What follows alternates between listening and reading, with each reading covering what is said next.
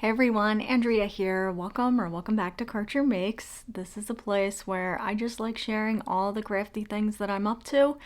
That's almost always knitting, sometimes spinning, sometimes crochet, quilting, weaving. If it's crafty, I love it and I hope you love it here too. Let's get into it. So for the past few weeks, I've really been focusing on projects that were kind of community driven. And the first one that we're going to talk about, I'm just going to get the spinning out of the way. If you're here for the knitting, it is coming. But the first thing that I worked on for the past few weeks, and I spent a lot of my time focused in on this, was my Tour de Fleece spinning. So if you're unfamiliar, Tour de Fleece is an event where we just hand spin yarn during the Tour de France. And this year the men's ran from July 5th through I believe the 26th. And then the women's actually starts today and runs through August 9th. So I really tried to spin every day. There were a couple days where I just couldn't get to it. I couldn't fit it into my schedule that day. But I saw online where, like on Instagram, where there were some really prolific spinners. I saw one person who spun like 21 skeins, and that just blew my mind. I could only wish and aspire to be that productive of a spinner. I'm not there yet. And I did get, though, 2 full skeins done, and I'm very proud of myself and very happy with how they turned out. So we're just gonna talk about those first. So first up, and I'm gonna try to do these in the order that I spun them, but they look kind of similar. So let me see, I think this one was first. So this is Falkland fiber from Into the Whirled, and the colorway is called Just Pretentious Enough. And it was these kind of light blues. They leaned sort of green. The blue really leaned kind of a light tealy green, but blues and burgundies and oranges and golds. And I just think this turned out so pretty. And I was really shooting for a sport weight with these because they may become the Traveler hoodie by Andrea Mallory, although I'm still undecided on that. I want to wait until I get all of the skeins done and then decide once I see the yarn. But this is a 2-ply sport weight, which is exactly what I was going for. I really wanted a sport weight. This one turned out to be a little over 380 grams, which is spot on as far as sport weight is concerned. And it's just a 2-ply. And I call it a 2x4 fractal. I don't know if that's the correct terminology to use, but I took the braid, split it lengthwise in half, and then I split one half into 2 pieces, and then the other half into 4 pieces. So 2x4 fractal. And then I spun the 2 pieces on one bobbin, the 4 pieces on another bobbin, and then plied them together. And what that does is it allows for this like really pretty barber poling to occur where the colors are really kind of split up. Now some of them did serendipitously line up, and I think that's okay. It just really adds to the texture of the yarn. So here's the first one, and I'm not great at splitting my fiber exactly, so almost always I end up with extra on one of my bobbins. Whether I'm doing a 2-ply, a 3-ply, doesn't matter. There's always going to be uneven bobbins. So what I ended up doing was pulling that off, and I did a little chain ply mini skein. And this is, I don't even know, I have it written down in my notebook, but this is just, a handful of yards, and this one turned out to be more of a worsted weight, and it's just a chain ply, 3-ply. So I didn't want to waste the fiber. I will absolutely end up using these for something, who knows what and when, but just a little mini skein left over from this one. And again, this is Into the World, just Pretentious enough. And then for the second skein that I finished during the men's portion of the Tour de Fleece, same fiber blend, Falkland, same dyer, Into the World. This is just a different colorway called Gilmore's Glorious Goods. And this one had the same kind of bluish green in it, but it was more sort of yellows and then these purpley burgundy colors. And I just love how this turned out too. And I did this the same way. 2x4 fractal, split in half, 2 pieces, the other half, 4 pieces, 2-ply, plied them together. And this is also a sport weight. This is more closer to 350 grams, but still a sport weight, and it's still going to work for that Traveler hoodie by Andrea Mowry if I so choose to make that. And again, same thing. I had a bunch of leftovers on the bobbin, so I chain plied just a little baby skein here. And you can really see the difference between a 2-ply fractal and then the chain ply. Obviously with the chain ply, the colors kind of stay together more, and it gives it more of a maybe gradient or self-striping effect, whereas this kind of splits them up a little more, and it really mutes down the tones when they barber pull. So if you have a really super like neon bright braid that you don't necessarily want to be that bright, absolutely kind of ply it together with something else, whether it's itself or something else, and it'll really tone down the colorway a lot.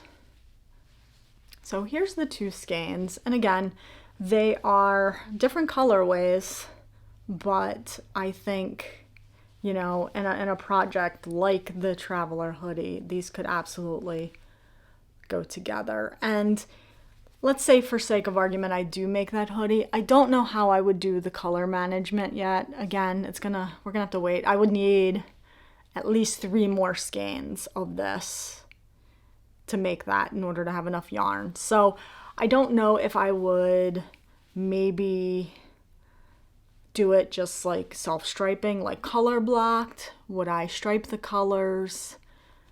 Would I just alternate skeins? I don't know. We'll cross that bridge when we get there.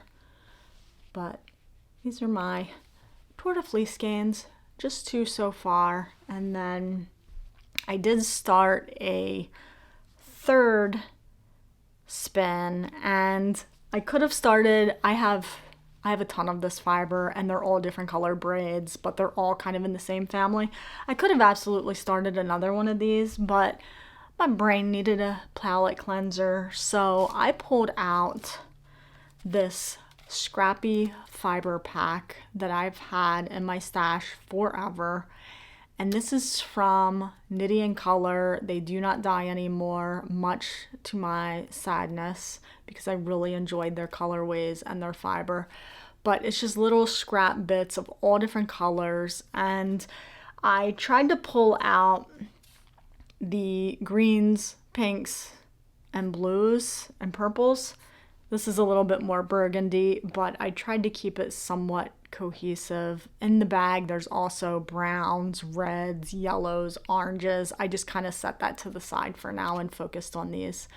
So I'm just going to start a spin on this. I did get a tiny bit done on the bobbin, and I'll insert it here. But I think I'm going to end up chain plying this one just for something fun, and I don't want to have any leftovers on a second bobbin just because this is all different types of fiber. There's silk in here, there's probably what I think is merino, there's a couple more that are more kind of toothy, maybe it's more like a BFL, I'm not sure, but mystery fiber, all these different colors, and I just think it'll make for a fun skein. So that's it for the spinning stuff. And again, Tour de Fleece, the women, starts today, so I will try to get some spinning done on that other scrappy skein here. So let's get into the knitting now. And I do have a half finished object, and it is my sock from Nitty Natty's Sock Week. And that ran for a week in July, where the only goal is to just make a sock, just finish a single sock, submit for prizes, and it's really fun. And this year it was garden themed. So I pulled this out of my stash, this yarn, and the colorway is called Forest Moss, and it's from Jada Woo Designs. And I had picked this up when I was in Seattle 2 years ago, maybe.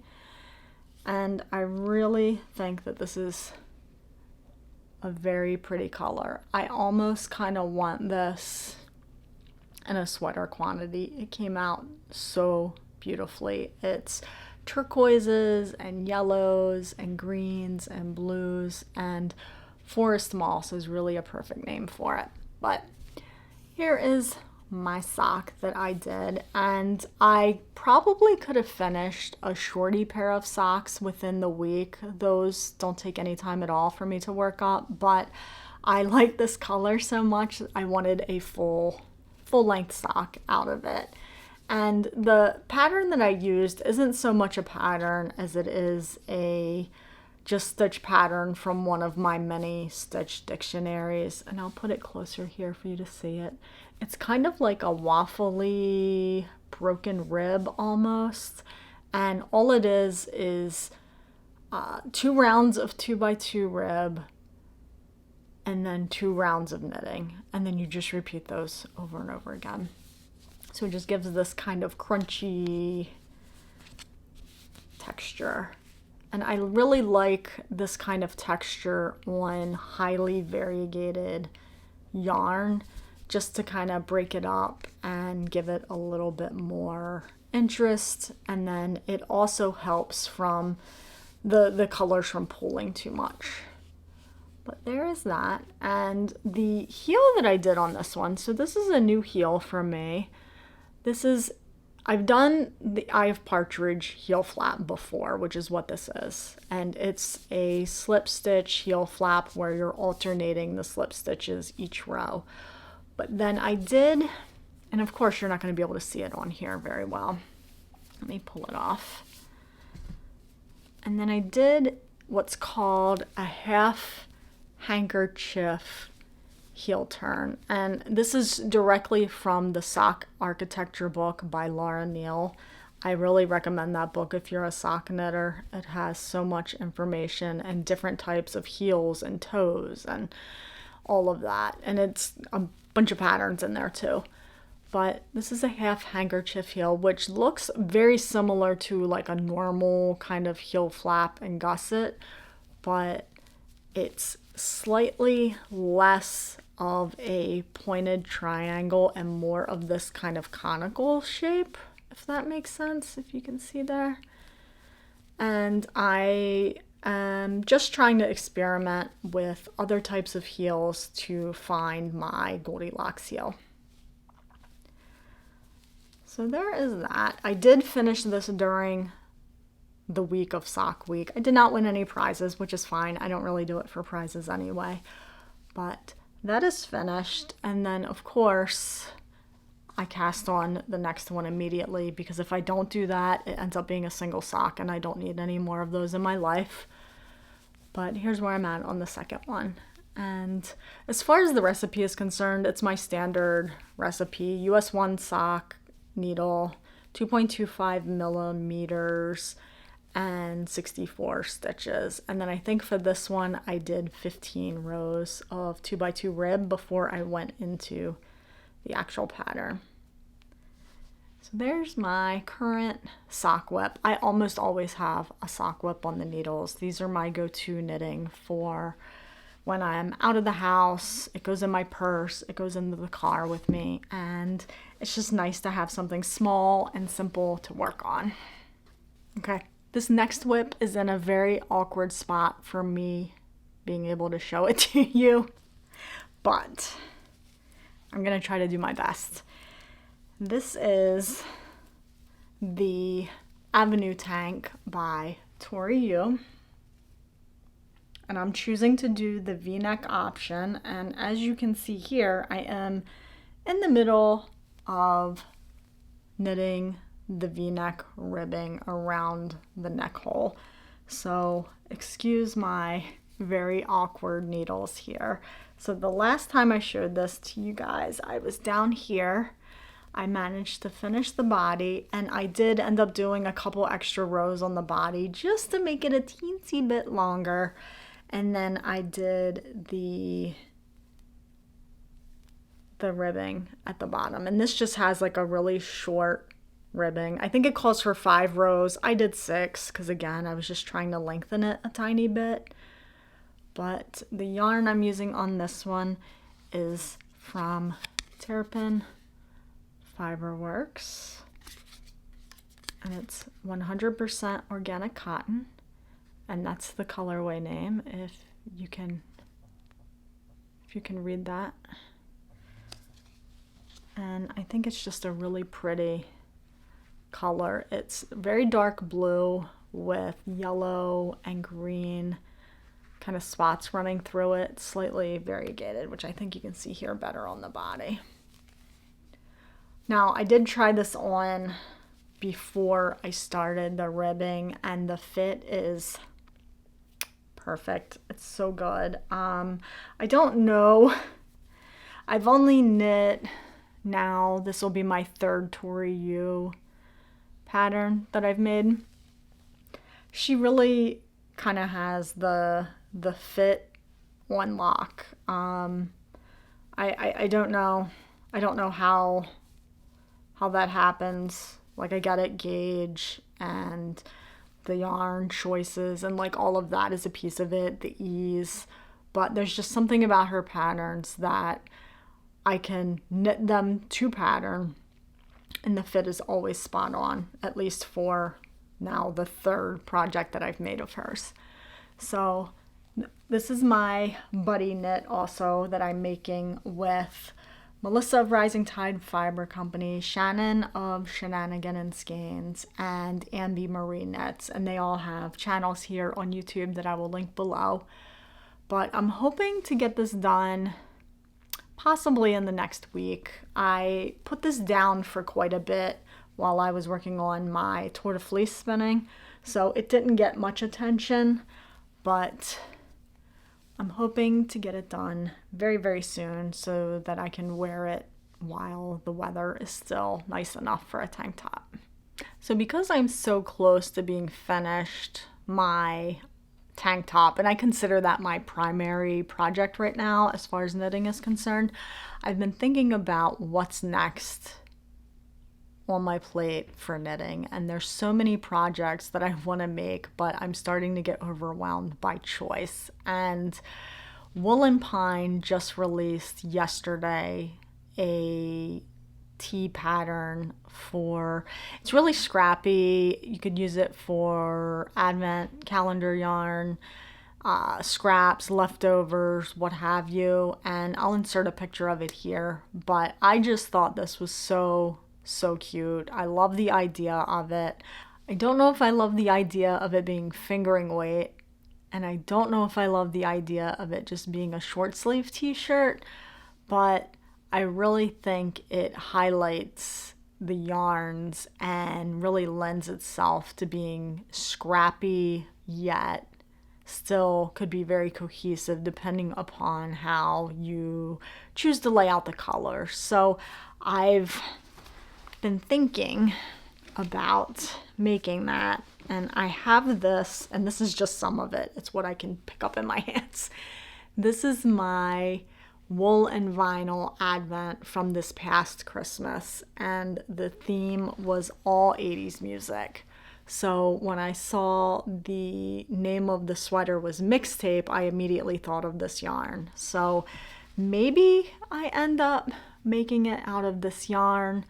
I may just pull out certain colors to use for it instead of all of them to make it just a little bit more kind of cohesive as far as the color palette goes. I don't know yet, but once I finish the Avenue tank, I may end up casting this tee on. And I say may because, you know, these designers are out here cranking out these patterns, and every time I think like that's going to be my next pattern, someone comes out with something different that I like even more, or I think would work better for the yarn that I have. So it's a constant struggle to just keep up. I really wish I was a faster knitter. I wish that I could dedicate more time to knitting, but unfortunately, your girl works a full-time job, so I really want to prioritize my making time for things that I think I'm going to really love and wear more. And that's another thing I need to work on, is just wearing my hand knits more. I have so many of them, and I do work from home, but I think I need to start wearing them for my video calls just to give them some love. So stay tuned for what I end up doing with this tee. I do have a lot of leftover fingering weight yarn. I have more than several Advent leftovers, and maybe I end up just mixing and matching a bunch of yarn together for it.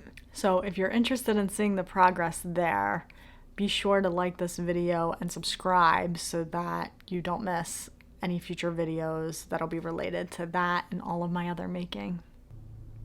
Editing Andrea here. I just came back from a 22-mile bike ride, so excuse how I look, but when I got back, this was waiting for me. So this is my Frogget Yarns monthly club, I think they call it, and they're all book themed, and I don't get all of them, but because of the little charm that came with this one, I had to get it. And it's a book that I will likely actually read. So the book was an Abby Jimenez book, and the book charm matches with the cover as well as the colorway. So I pulled the packing slip out, but I haven't looked at this yet. So let's see what we have.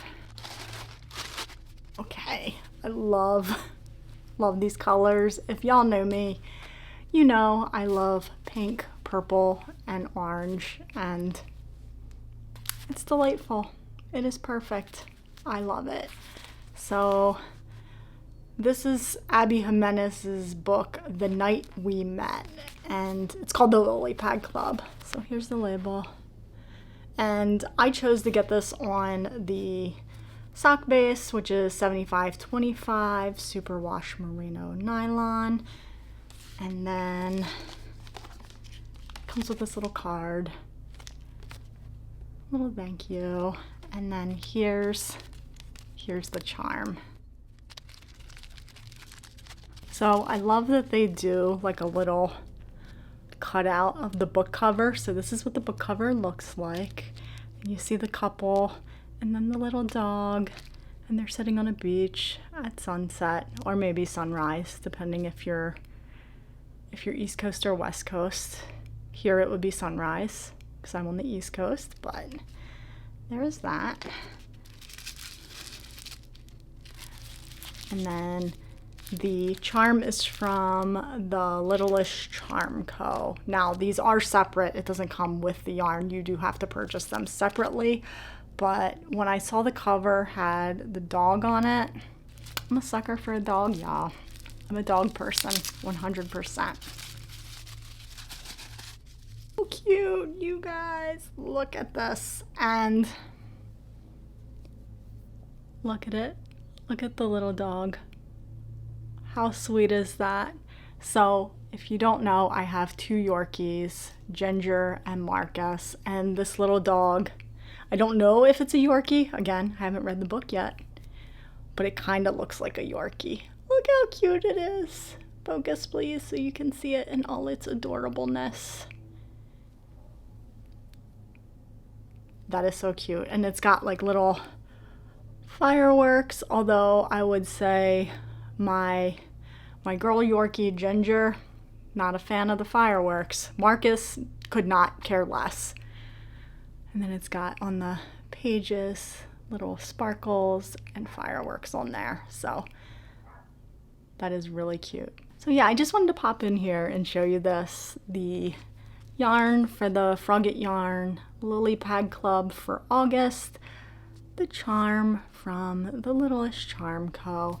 And I'm probably not going to cast these on anytime soon because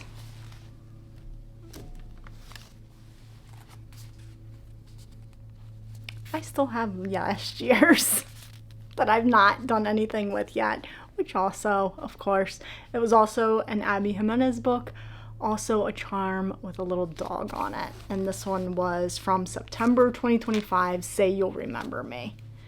So this will definitely get cast on before this one, but I love it and I'm very happy that I was able to snag one. Back to our regularly scheduled program now.